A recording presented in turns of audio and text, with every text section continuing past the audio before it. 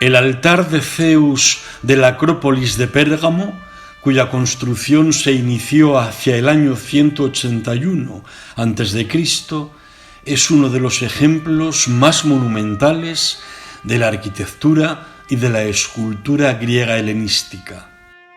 En la actualidad, la parte delantera del altar está parcialmente reconstruida en el Museo de Berlín. Los restos de esta magna obra fueron descubiertos por el ingeniero alemán Karl Humann en 1871. El motivo para la construcción del altar debió de ser el triunfo de Eumenes II en la batalla de Magnesia del año 190 a.C. sobre los seleucidas y los celtas gálatas. Años después, en el 181 a.C., el propio Eumenes II instituyó unas solemnes fiestas anuales, las Niceforias, en honor de Atenea en su advocación de Nicéfora, es decir, portadora de la victoria, para recordar la contribución de Atenea en la guerra de los dioses contra los gigantes.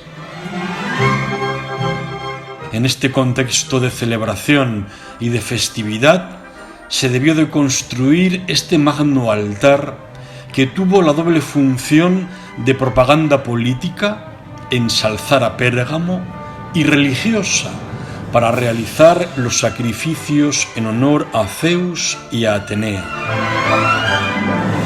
Se desconoce el arquitecto que realizó esta imponente obra, si bien algunas teorías apuntan a que pudo ser Menécrates, nombre que aparece en alguna inscripción, o el arquitecto más reputado de la época en Asia Menor, Hermógenes de Magnesia. Sobre el director de la parte escultórica hay quien lo atribuye a Filómaco II. El altar de Zeus de Pérgamo es una colosal obra de 36 por 34 metros con una escalinata de 20 metros de anchura por delante que lleva a la parte superior, a la que solo tenían acceso la corte y los sacerdotes, y donde estaba el altar para las ofrendas a Atenea y a Zeus. Desde el punto de vista arquitectónico, el altar responde al tipo helenístico denominado altar de columnas, al igual que otros pocos ejemplos anteriores, como el altar de Priene y el altar de Magnesia. A pesar de su denominación, las columnas tienen una importancia secundaria en el conjunto y el protagonismo está en el enorme friso que lo rodea. La monumentalidad del altar y la temática de su decoración exaltaban la grandeza de Pérgamo. Sus frisos monumentales, que representan el combate de los dioses contra los gigantes, es decir, la gigantomaquia y la historia de Téléfo, transmiten el mensaje de que igual que los dioses habían vencido a los brutales gigantes, los atálidas, el padre de Eumenes era Atalo, también habían triunfado sobre la barbarie de los celtas invasores. El tema del altar de Zeus es una alegoría de la lucha entre el bien y el mal, entre el orden legítimo y la civilización y la arbitrariedad y el caos. Este asunto tenía especial significado para el estado de Pérgamo, centro de arte, ciencia y cultura, puesto que la alegoría servía para exaltar su propia lucha victoriosa contra sus enemigos. En definitiva, el orden de los dioses, que es el orden de Pérgamo, se impone al caos de los gigantes, que es el caos que representan sus enemigos. El friso de la historia de Téléfo, situado en la parte superior interna del altar, fue realizado hacia el año 150 a.C. en tiempos del sucesor de Eumenes II, su hermano Atalos II. Téléfo, hijo de Heracles, fue el fundador mítico de Pérgamo. El altar es una construcción colosal alzada sobre un podio con una columnata en la parte superior de orden jónico, dividida en 3 cuerpos, uno central al fondo y 2 laterales en forma de U. El conjunto es de un gran dinamismo. Los relieves muestran una lucha de todos contra todos, desarrollada con pleno despliegue de movimientos y contorsiones, sin escatimar en detalles escabrosos, a veces de un realismo brutal. Las figuras están tratadas con pathos, emoción. Las escenas no están separadas, sino que se presentan en un friso corrido que describe un momento de la batalla. Los detalles estilísticos de estas esculturas, los atrevidos escorzos, las expresiones patéticas de los personajes, sus cabellos, los pliegues de los ropajes que ya no se ajustan a las formas anatómicas, manifiestan las características del helenismo.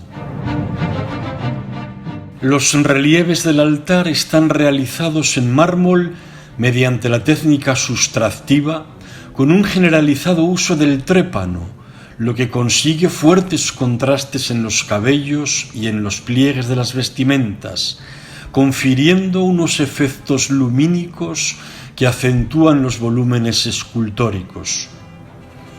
El autor tuvo en cuenta la ubicación de la obra expuesta a la luz del día para buscar esos efectos de contraste, luz, sombra.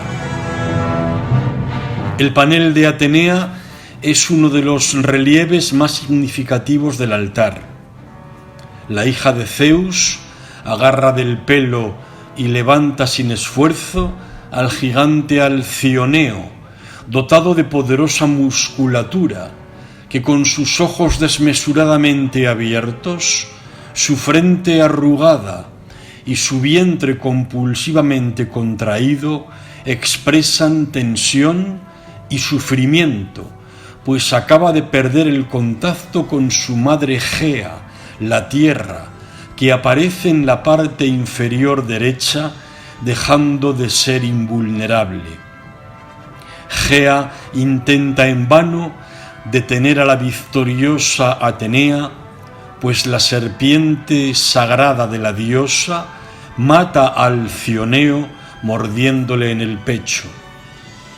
Llegando desde la derecha, la victoria, Nike, corona a Atenea.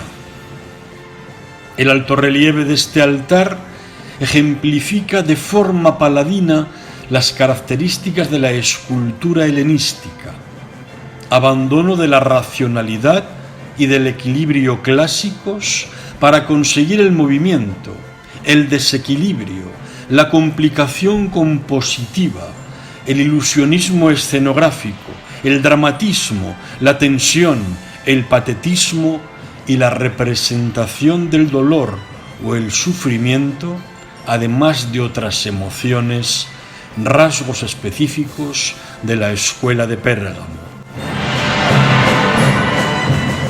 Es muy probable que San Juan, en el Apocalipsis, se refiriera a este altar como el trono de Satanás, y escribe al ángel de la iglesia en Pérgamo: el que tiene la espada aguda de 2 filos dice esto: yo conozco tus obras y dónde moras, donde está el trono de Satán, pero retienes mi nombre y no has negado mi fe, ni aun en los días en que Antipas, mi testigo fiel, fue muerto entre vosotros, donde mora Satán.